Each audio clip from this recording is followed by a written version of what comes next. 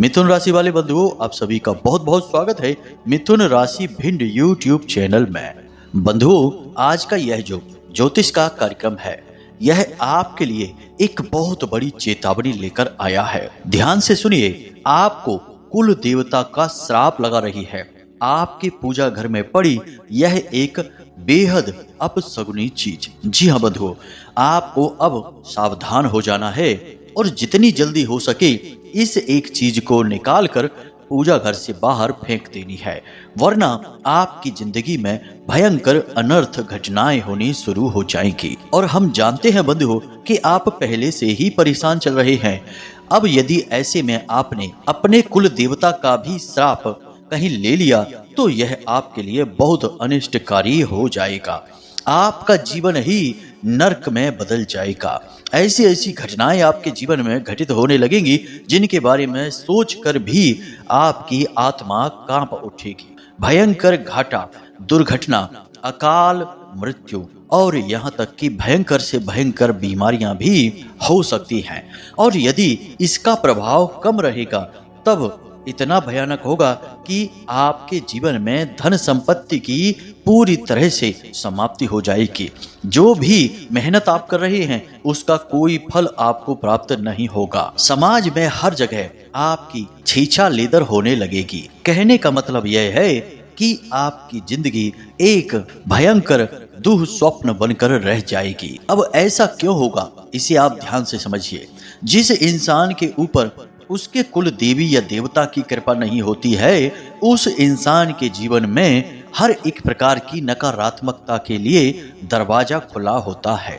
अब कुल देवी या देवता कौन हैं, इन्हें आप ध्यान से समझिए। ये वो सर्वशक्तिमान दैवीय शक्तियां हैं जो आपके कुल में पिछले सैकड़ों या हजारों वर्षों से पूजती चली आ रही हैं। अब आज के इस भागदौड़ भरे जीवन में बहुत सारे लोग तो अपने कुल देवता या देवी को ही भूल चुके हैं। उनसे कहो कि कुल देवी या देवता की पूजा करते हो कि नहीं करते, उनके नाम की एक माला जाप करते हो, उनको प्रसाद चढ़ाते हो, तो कहते हैं कि गुरुजी हमें तो पता ही नहीं कि हमारी कुल देवता कौन है।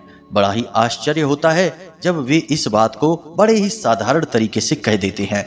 फिर कुछ देर बाद बातों ही बातों में कहने लगते हैं कि गुरुजी हम बहुत परेशान हैं, हमारे यहाँ हर तरह से परेशानी पर परेशानी आती चली जा रही है।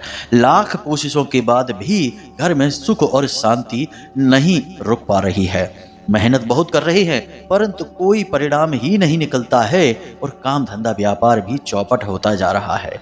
लेकिन बंधुओं, ये समस्याएं तो फिर भी बहुत छोटी हैं, लेकिन कुछ लोगों के हमने घर में यह भी देखा है कि उनके घर तो एक के बाद एक दुर्घटनाओं से, बीमारियों से या फिर अचानक ही पता नहीं किसी न किसी अनजान कारण से एक के बाद एक मृत्यु होनी शुरू हो जाती है।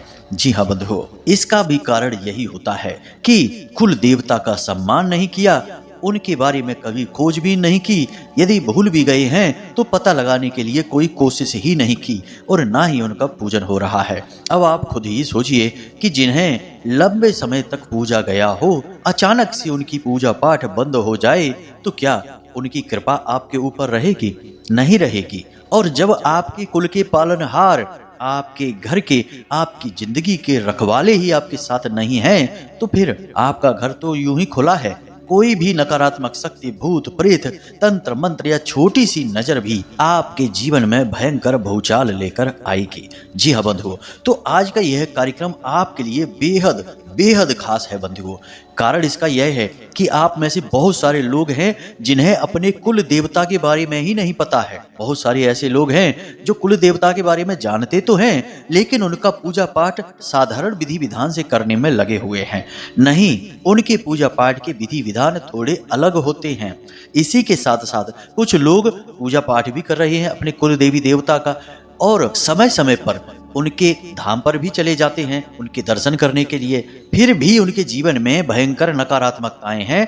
इसका कारण यह है कि आपने खुद अपने कुल देवी या देवता को घर से बाहर कर दिया है, क्योंकि आपके घर में कुछ न कुछ ऐसी भयंकर नकारात्मक चीजें पड़ी हुई हैं जिनके रहते आपके कुल देवता आपके घर में रुक नहीं सकते हैं। जी हाँ बंधुओं, एक बात याद रखना, आपको हम बता दें कि इस संसार में अंधेरा लाने के लिए मेहनत नहीं करनी पड़ती, मेहनत करनी पड़ती है प्रकाश को लाने के लिए। ठीक इसी प्रकार नकारात्मक ऊर्जाओं को लाने के लिए और जगह पर ठहराने के लिए कोई मेहनत नहीं करनी पड़ती है, मेहनत करनी पड़ती है दिव्य सकारात्मक ऊर्जाओं को एक जगह पर लाने के लिए और रोक कर रखने के लिए। तो अब हम ना केवल आपको उस एक चीज के विषय में बताएंगे जिसे आपको आज इसी वक्त तुरंत अपने पूजा घर से निकाल कर फेंक देना है, बल्कि आपको कुछ और ऐसी चीजें भी बताएंगे जिनके आपके घर में रहते आपके कुल देवी या देवता या किसी भी प्रकार की दिव्य शक्ति आपके घर में नहीं रुक सकती है। इसी के साथ साथ बंधुओं, कुल देवी या देवता को कैसे जाने, क्योंकि कुछ लोगों की समस्या है कि उन्हें अपने कुल देवता के बारे में ही नहीं पता है, तो कैसे उनका आवाहन करें, कौन सी वही क्रिया है जिसके करने से आपके कुल देवता आपसे खुद संपर्क करेंगे, सपने के माध्यम से आपको एहसास कराएंगे, या फिर आप जब इस संसार में भ्रमण कर रहे होंगे, अपने कार्यों में व्यस्त होंगे, तो अचानक आपको कोई अनुभूति कराएंगे। इसी के साथ साथ जब आपको अनुभूति हो गई, आप अपने कुल देवी या देवता को अपने घर में, अपने पूजा घर में स्थान भी दे दिए, उसके बाद उनकी पूजा पाठ का क्या विशेष विधान है यह भी आपको जानना बहुत आवश्यक है। यूं ही बस उनकी आरती गा देने से, एक दीपक जला देने से कुल देवता प्रसन्न नहीं होते हैं, उसके लिए कुछ विशेष पूजा पाठ करनी होती है, विधियां हैं, कुछ क्रियाएं हैं, इसके बारे में भी आपको हम बताएंगे। तो कुल मिलाकर बंधुओं, यह जो कार्यक्रम है यह आपके लिए बिल्कुल अमृत के समान है। अब अमृत क्यों? क्योंकि हम जानते हैं कि आपकी जीवन में कठिनाइयां कितनी हैं। हम आपकी कुंडली का, आपकी राशि का लंबे समय से अध्ययन करते चले आ रहे हैं, इसी वजह से हम इतने विश्वास के साथ आपसे यह बात कह पा रहे हैं। साथ ही साथ कुछ माता रानी की अनुभूतियां भी हैं जो इन सब बातों के बारे में हमें संकेत देती रहती हैं ध्यान के और अनुष्ठान के माध्यम से। तो चलिए बंधुओं, इन सब विषयों को विस्तार से एक एक करके समझेंगे और पूर्ण प्रभावशाली समाधान के बारे में भी हम बात करेंगे। तो आपको बस यही करना है कि हमारी मेहनत सफल कर देनी है, और यह आप करेंगे जब आप इस कार्यक्रम में अंत तक ठहरेंगे, और आपको ठहरना ही चाहिए बंधुओं। आपने कॉमेडी वीडियो खूब देख लिए, टाइम पास खूब कर लिया, अब समय है जब आप अपनी जिंदगी का बीड़ा खुद अपने ऊपर लीजिए, यानी कि अपनी जिम्मेदारियों को उठाइए और अब अपने मन में ठानिए कि आप किसी भी क्रिया से, किसी भी तरीके से अपने घर को सुंदर बनाएंगे, स्वर्ग के समान बनाएंगे, दिव्य शक्तियों का वास बनाएंगे और देवी देवताओं का निवास स्थान यानी मंदिर के रूप में स्थापित करेंगे। ऐसा करने के लिए आपको हमारे इस कार्यक्रम को अंत तक देखना ही होगा। यह आपके ही जीवन पर आधारित है, तो आप ही तो देखेंगे, यदि आप न देखेंगे तो कौन देखेगा। उम्मीद करते हैं बंधु आप हमारी भावनाओं को भी समझ रहे हैं और हमने जो मेहनत की है उसका सम्मान भी कर रहे हैं। तो अब आप अंत तक अवश्य ठहरेंगे। तो चलिए बंधुओं, इस विशिष्ट अमृतमयी ज्ञान धारा की शुरुआत करें। उससे पहले हम आपसे बस यही करबद्ध निवेदन करना चाहेंगे कि आप माता रानी को आभार अवश्य व्यक्त करें, क्योंकि जगत माई महामाई माँ भद्रकाली की कृपा के बिना तो इस संसार में एक पत्ता भी नहीं हिल सकता है, फिर हमारी और आपकी तो हैसियत ही क्या है। तो चलिए जल्दी से कमेंट बॉक्स में लिखिए, जय माँ भद्रकाली कृपा करो। एक बार नहीं 3 बार लिखना। महामाई बड़ी ही दयालु हैं, उनकी नजर आपके ऊपर आ चुकी है, अब आपके जीवन से सारे कष्ट जाने वाले हैं, हमें पूर्ण विश्वास है। तो चलिए बंधुओं, अब कार्यक्रम में आगे बढ़ते हैं। अब ध्यान से सुनिए बंधुओं, कुल देवता या कुल देवी कौन है यह तो आप अच्छी तरह से जानते ही हैं। हमने भी आपको इसके विषय में शुरुआत में ही कुछ ज्ञान दे दिया है। अब बताते हैं कि कुल देवता की यदि आपके ऊपर कृपा है तो आपका जीवन कैसा होगा। जरा छोटी सी एक झलक लीजिए, फिर आगे बढ़ेंगे। यदि कुल देवता की आपके ऊपर पूरी कृपा है तो सबसे पहले आपका कोई भी काम कभी अटकेगा नहीं, आपके शत्रु आपका बाल भी बांका नहीं कर पाएंगे और घर के सभी सदस्य साथ में बैठकर भोजन करेंगे, एक दूसरे की तकलीफों को समझेंगे। कई बार तो ऐसा होगा कि आप किसी तकलीफ में हैं और आपके बिना कहे ही आपका भाई आपके पिता या फिर आपका जीवन साथी आपकी दिल की बात को समझ जाएगा। कहने का मतलब कि अद्भुत प्रेम आपके घर में रहेगा। और इन सब से कहीं बढ़कर सभी लोग बेहद मेहनती, ईमानदार और सद्बुद्धि परिपूर्ण रहेंगे। जो भी कार्य करेंगे अच्छा ही होगा और कार्य का नतीजा भी अच्छा ही आएगा। कम मेहनत में बहुत अधिक सफलताएं प्राप्त होनी शुरू हो जाएंगी। और इन सब से कहीं बढ़कर कि कोई नकारात्मक व्यक्ति आपके घर में आ ही नहीं सकता है। यानी कि आप खुद ही समझते हैं कि जो लोग शराब पीते हैं, मांस वगैरह खाते हैं, यानी गलत भोजन लेते हैं या फिर गलत संगतों में रहते हैं, उल्टे सीधे कृत्य करते हैं, ऐसे लोग आपके घर में कभी आ ही नहीं सकते हैं। और यदि जबरदस्ती वे आपके घर में कभी घुस भी आए तो उन्हें आपके घर में बिल्कुल भी अच्छा नहीं लगेगा, उनका जी घबराने लगेगा और वे आपके घर से दूर भाग जाएंगे। और सबसे महत्वपूर्ण बात कि आपके घर में एक अजीब सी, सुंदर सी, बहुत प्यारी सी सुगंध आती रहेगी। हर जगह, हर कमरे में ऐसा लगेगा जैसे कि थोड़ा सा हल्का सा किसी ने इत्र छिड़क रखा है, ऐसी सुगंध आएगी। वैसे तो बहुत सारे संकेत हैं, लेकिन खुशहाली सबसे बड़ा संकेत है कुल देवता की कृपा का। अब आपके जीवन में तो ये सारे संकेत हैं नहीं, तो इसका मतलब है कि कुल देवता की कृपा आपके ऊपर नहीं है। कुल देवता की कृपा किसी के ऊपर क्यों नहीं होती है, इसके कारण भी जान लीजिए, क्योंकि यह बहुत जरूरी है। कोई भी रोग क्यों होता है उसे जानना बहुत आवश्यक है।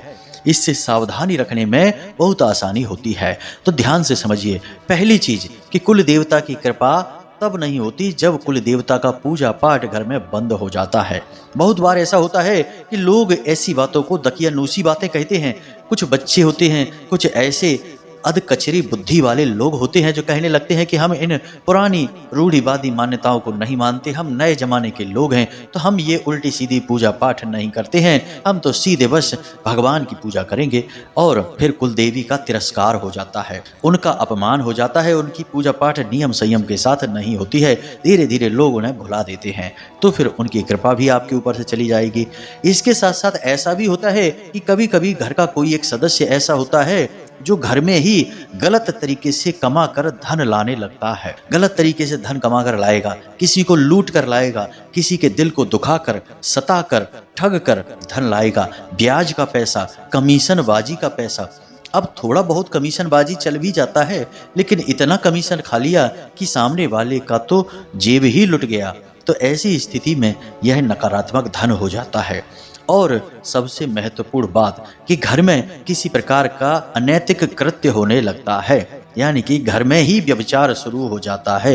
यानी कि हम ऐसे संबंधों के बारे में आपसे कह भी नहीं सकते हैं, लेकिन दुनियादारी में आजकल यह भी हो रहा है। तो घर में कोई अनैतिक नीच कृत्य होने लगता है, तब कुलदेवी या देवता नाराज हो जाते हैं।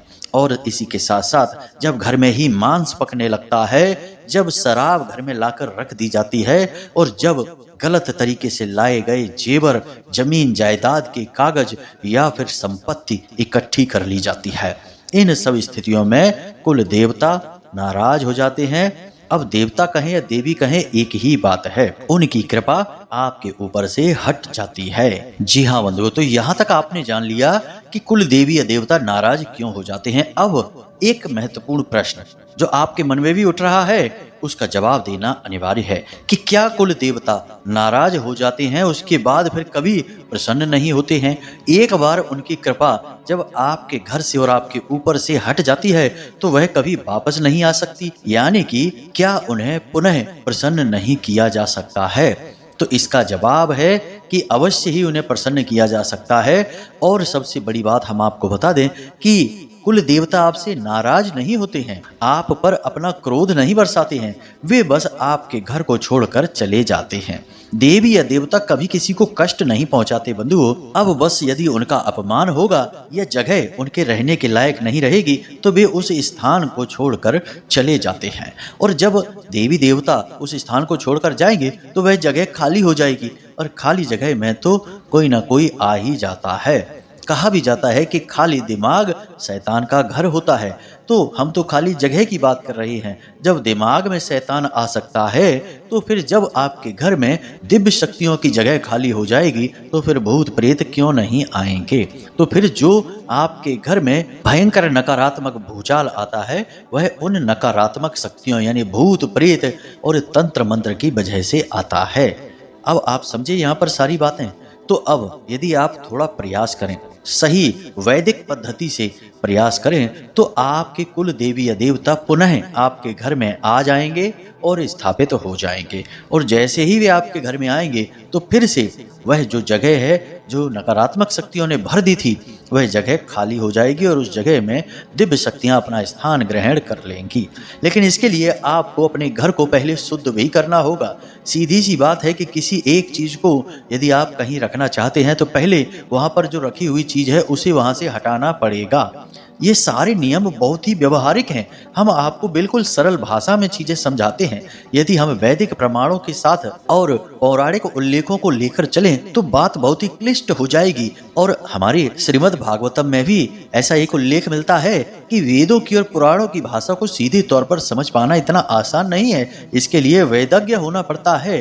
परोक्षवादः वेदोयम, यानी कि वेदों की भाषा परोक्षवादी भी हो जाती है, यानी कहा कुछ और जा रहा है और इसका मतलब कुछ और होता है। तो इस वजह से हम आपको हर बात आज के समय के उदाहरणों के साथ समझाते हैं ताकि आपको चीजें सरलता से समझ में आए। एक गुरु का काम होता है मार्ग दिखाना, लेकिन केवल मार्ग दिखाना नहीं, एक सरल मार्ग दिखाना। क्योंकि जो गुरु का मार्ग है वही तो बहुत कठिन होगा, शिष्य उस पर कैसे चल लेगा। तो उसे शिष्य के अनुकूल मार्ग को सरल बनाना पड़ता है। यही हमारी कोशिश रहती है। तो अब यहाँ तक आप समझ चुके हैं कि कुल देवी या देवता को कैसे बुलाया जाए यदि वे रूठ चुके हैं या घर छोड़कर जा चुके हैं। और सबसे महत्वपूर्ण बात कि कुछ लोग यहाँ पर फिर से यही सोच रहे होंगे कि गुरुजी हम तो अपने कुल देवी या देवता के बारे में जानते ही नहीं हैं, तो अब हम क्या करें। तो उनके लिए भी समाधान है, बस आप वीडियो को अंत तक देखें।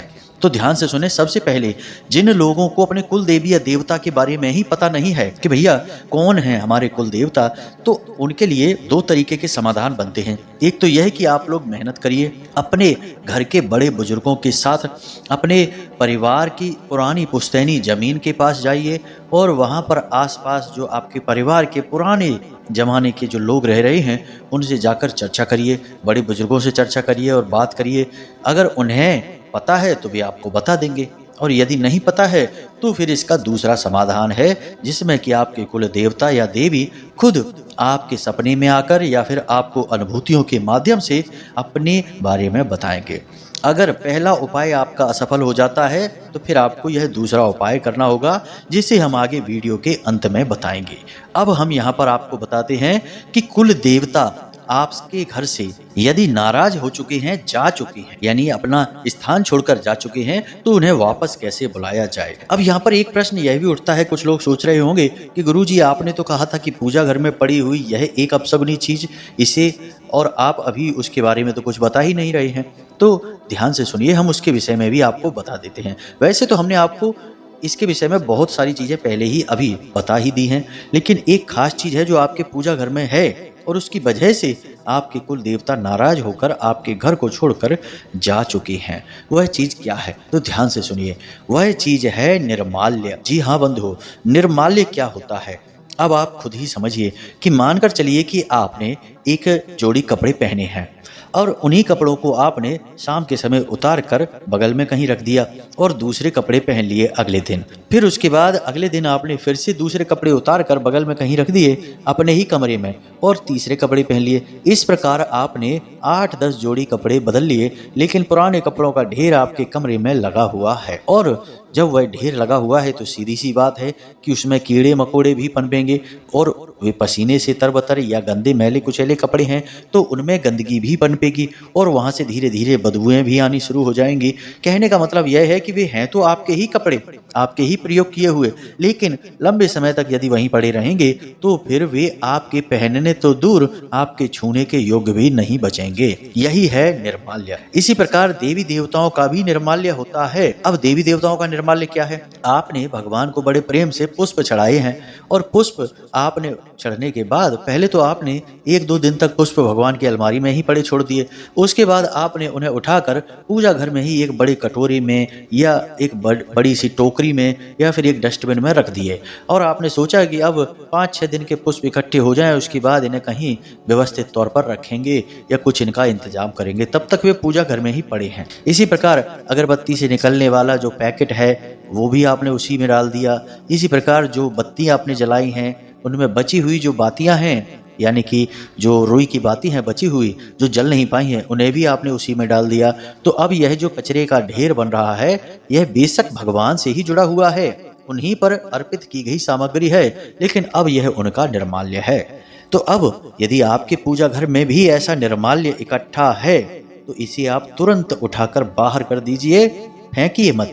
इसका भी इंतजाम है, हम अभी बताते हैं आपको कि क्या करना है, लेकिन इसे अपने पूजा घर में रखा मत छोड़िए। यह बेहद विनाशकारी है, क्योंकि जैसे जैसे यह पुराना होता जाता है यह नकारात्मक ऊर्जा को उत्सर्जित करना शुरू कर देता है और भूतों प्रेतों को आकर्षित करने लगता है।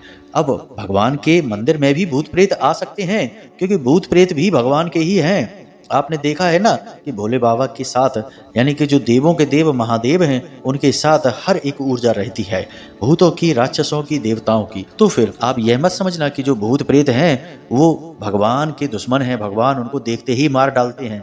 नहीं, ऐसा कुछ भी नहीं है। आप समझिए कि यह सब भगवान की शरण में पलने वाले हैं, हम भी, आप भी, देवी देवता भी और भूत प्रेत भी। तो अब आपको उस निर्माल्य को अपने पूजा घर से उठाकर या तो किसी पौधे की जड़ के नीचे यानी कि मिट्टी में दबा दें, जो पवित्र पौधा है उसकी मिट्टी में दबा दें, या फिर एक थैली में भरकर उसे जल विसर्जित कर दें। यह है निर्माल्य को हटाने का सही तरीका। अब हम आपको बताते हैं कि कुल देवी या देवता का ज्ञान ना होने पर उनके बारे में कैसे पता लगाया जाए, या फिर आपने किसी से सुन लिया लेकिन आपको कैसे पता कि ये आपके कुल देवता हैं भी कि नहीं। किसी ने शायद यूं ही सुनी सुनाई बात आपको बता दी हो। तो इन सब बातों के लिए आप इस प्रयोग को कर सकते हैं। यह प्रयोग शुक्रवार के दिन से प्रारंभ होगा। तो ध्यान से सुनिए, आपको क्या करना है। आपको एक सिक्का चाहिए चांदी का, एक सुपारी चाहिए, एक लौंग का जोड़ा चाहिए, एक इलायची चाहिए, थोड़ी सी हल्दी और थोड़ी सी रोली चाहिए जिसे हम लाल सिंदूर कहते हैं, और थोड़ा सा कलावा चाहिए। इसी के साथ साथ पान का एक पत्ता भी चाहिए। अब आपको यह सारी सामग्री एकत्रित करके शुक्रवार के दिन ही अपने पास रख लेनी है, यानी अपने पूजा घर में रख देनी है। इसके बाद आपको यह प्रयोग प्रारंभ करना होगा। अब आपको यह प्रयोग रात्रि के 9 बजे के आसपास करना है। जी हाँ बंधु, तो ध्यान से सुनिए आपको क्या करना है। सबसे पहले तो आपको एक कलश स्थापित करना होगा अपने कुल देवी या देवता के नाम से। तो कलश स्थापन करने के लिए साधारण सा एक कलश लीजिए, कोई भी कलश हो सकता है, पीतल का कोई लोटा हो सकता है या मिट्टी का कोई कलश हो सकता है। उस कलश में जल भरिए और उसके ऊपर अन्न का एक कटोरा रखिए और उसके ऊपर एक नारियल रखिए। कलश के मुख पर 7 बार एक धागे को लपेटिए, धागा यानी कि कलावा को। उसी के साथ साथ नारियल के ऊपर भी 7 बार कलावे को लपेटिए और उस अन्न के ऊपर उस नारियल को रख दीजिए और उस नारियल के ऊपर एक स्वास्तिक बना दीजिए। यह आपके कुल देवी या देवता के नाम से स्थापित हो चुका है। और जब आप यह कार्य कर रहे हो तो मन में इस मंत्र का उच्चारण करते रहें। ओम कुल देवताभ्यो नमः, ओम कुल देवताभ्यो नमः। इस मंत्र का उच्चारण करते रहें और मन में यह भाव रखें कि आपके कुल देवी या देवता जो भी कोई हैं वे आज से आपके घर में स्थापित हो जाएं, आप उनका स्वागत करते हैं। अब आपको क्या करना है कि एक चौकी बिछानी है और उस चौकी पर लाल रंग का कोरा कपड़ा रखना है। उसके बाद आपको एक पान का पत्ता रखना है, उसके ऊपर आपको एक सिक्का रखना है और सिक्के के ऊपर खड़ी करके एक सुपारी रखनी है और उस सुपारी के आसपास आप कलावे को लपेट देंगे।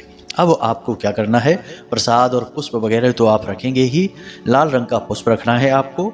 और अब आपको गाय के घी का एक दीपक जलाना है और थोड़ा सा जल समर्पित करना है उस सुपारी को और उसके ऊपर थोड़ी सी हल्दी लगाएंगे और थोड़ा सा लाल चंदन या फिर रोली लगाएंगे। उसके बाद आप उस सुपारी को एक इलायची और एक लौंग का जोड़ा समर्पित करेंगे और हाथ जोड़कर प्रार्थना करेंगे कि हे भगवान, हे कुल देवता या कुल देवी, हम आपके बारे में कुछ भी नहीं जानते हैं, लेकिन अब हम आपके स्वागत के लिए तैयार हैं और हम आपका विधिवत पूजन करना चाहते हैं। हम चाहते हैं कि आप हमें अपने होने का एहसास कराएं, चाहे सपने के माध्यम से, चाहे किसी भी प्रकार की अनुभूति या संकेत के माध्यम से आप अपने होने का हमें एहसास कराएं। इस प्रकार से आप आवाहन करें और उसके बाद आप रुद्राक्ष की माला से ओम कुल देवताभ्यो नमः इस मंत्र का एक माला जाप करें। याद रखें कि गाय के घी का जो दीपक आपने जलाया है वह कुछ देर तक जलना चाहिए, लगभग 1 या आधे घंटे तक तो जलना ही चाहिए। ये नहीं कि आपने जलाया और थोड़ी देर बाद ही बुझ गया, नहीं, ऐसा नहीं करना है। थोड़ी देर तक दीपक जलते रहना चाहिए जब तक कि आप जाप कर रहे हैं। उसके बाद जब आपका जाप पूर्ण हो जाए तो उसके बाद अपने आसन के नीचे, यानी जहां पर आप बैठे हैं उस आसन के नीचे थोड़ा सा जल छिड़कें और अपने कुल देवी या देवता से निवेदन करें कि हे प्रभु, हम आपके बारे में बिल्कुल अनभिज्ञ हैं, हमें आपकी कृपा की बहुत आवश्यकता है। आपके बिना हमारा जीवन अधूरा है, अपूर्ण है। अब हम आपके लिए कुछ करना चाहते हैं, आपकी पूजा करना चाहते हैं, आपकी साधना करना चाहते हैं। जो हमसे गलतियां हुई या हमारे परिवारजनों से गलतियां हुई उसके लिए हम आपसे क्षमा मांगते हैं। इसके बाद आप उन्हें दंडवत प्रणाम करने के बाद अपने बिस्तर पर आकर सो जाइए। अब आपको फोन नहीं चलाना है, किसी से गप्पे नहीं हाँकनी है, सीधे बस आकर अपने बिस्तर पर लेट जाना है। याद रखें कि इस क्रिया को करने से कम 2 घंटे पहले आप भोजन आदि समाप्त कर चुके हों, क्योंकि इसके बाद आप भोजन नहीं कर सकते हैं। तो स्नान के बाद ही यह क्रिया प्रारंभ करें। शुद्धता का विशेष ख्याल रखें। उसके बाद आप अपने बिस्तर पर जाकर सो जाएं और मन ही मन अपने कुल देवी या देवता से प्रार्थना करें कि आपको सपने के माध्यम से संकेत दें। आपको 2 या 3 दिन के अंदर ही देवी या देवता किसी न किसी प्रकार से संकेत इतना मजबूत देंगे सपने में कि आपको तुरंत पता लग जाएगा कि यही है आपके कुल देवी या देवता। यानी कि उनकी मूर्ति दिख सकती है, मंदिर दिख सकता है, या उनका कोई प्रतीक या सांकेतिक चिन्ह दिखाई दे सकता है। अब यह क्रिया आपको प्रतिदिन दोहरानी है। सिक्का और सुपारी तो वही रहेगी, परंतु पान का पत्ता और लौंग और इलायची बदलती रहेगी। 7 दिन तक आपको यह क्रिया करनी है। 7 दिन के अंदर अंदर 100% गारंटी के साथ आपको संकेत मिलेंगे। अब जब आप इस क्रिया को कर रहे हो तो थोड़ा सावधानी रखें, यानी झूठ बोले ना, बहुत मुश्किल से ही बोले, कम से कम बोले, किसी की हानि हो ऐसा झूठ ना बोले। जुआ, शराब, वेश्यावृत्ति या किसी भी प्रकार का नकारात्मक कृत्य ना करें और जितना हो सके उतना हल्का भोजन खाएं। तीखा मसालेदार भोजन ना खाएं और गलत तरीके का भोजन भी, यानी कि बाहर का, बाजार का कोई फास्ट फूड वगैरह भी ना खाएं। जी हाँ बंधु, यदि आपका शरीर पूर्ण स्वस्थ होगा तभी दिव्य दैविक ऊर्जा का संचार आपके शरीर में होगा और आप संपर्क उनसे बना पाएंगे। बीमार शरीर के साथ कभी कोई दिव्य संपर्क स्थापित नहीं कर सकता है। अब जब आपको यह पता चल जाए कि आपके कुल देवी या देवता कौन है तो उसके बाद उनके नाम से अपने घर में किसी प्रकार का कोई हवन अवश्य करें। अब विशेष पूजा पाठ की बात करें तो आपको कुल देवता या देवी के बारे में पता भी है, तब भी उनकी साधारण पूजा तो जो आप करते हैं सो करते रहिए, लेकिन कम से कम महीने में एक बार उनके नाम से हवन अवश्य कराइए। हवन की जो आहुतियां होती हैं वे किसी भी देवी या देवता की शक्ति का वर्धन करती हैं और देवताओं को बहुत अधिक प्रिय होती हैं। इसीलिए तो आपने देखा होगा कि पुराने जमाने में हमारे जो ऋषि मुनि हुआ करते थे वे हर बात में हवन यज्ञ जरूर करते थे, क्योंकि यह बहुत आवश्यक है और यह देवी देवताओं को बहुत अधिक प्रिय है। तो यही है विशेष पूजा पद्धति। महीने में एक बार कोई ऐसी छोटी मोटी पूजा ही सही रखवा लीजिए जिसमें कि देवी देवता के नाम से कम 108 आहुति हो जाए, बस वहीं से आपका काम हो जाएगा। तो यहाँ तक सारी बातें आपको समझ में आ गई होंगी। अब हम उम्मीद करते हैं कि आप इन बातों को समझेंगे और अपने जीवन में उतारेंगे और इनके परिणाम आपको जब महसूस होंगे तो आप इन्हें लगातार जीवन भर दोहराते रहेंगे और परिणाम आपको मिलेंगे ही, हमें पूर्ण विश्वास है। तो तो इसी के साथ साथ आज के इस कार्यक्रम को समाप्त करते हैं। अब यदि कोई प्रश्न आपके मन में उठे तो आप बेफिक्र होकर कमेंट करके पूछ लें या फिर व्हाट्सएप नंबर पर मैसेज करके भी पूछ लें। हमें जब समय मिलेगा तो हम आपके प्रश्नों के जवाब अवश्य देंगे ही। इसी के साथ साथ आज के इस विशेष कार्यक्रम को समाप्त करते हैं। हमेशा हंसते रहिए, मुस्कुराते रहिए, सकारात्मक रहिए और दिन में एक बार मंदिर अवश्य हो आइए, क्योंकि आपका उद्धार तो उन्हीं की कृपा से होना है। मिलते हैं अगले विशेष कार्यक्रम में, तब तक के लिए धन्यवाद। प्रेम से बोलिए जय माई की, जय मां भद्रकाली। माता रानी आपका कल्याण करें। धन्यवाद।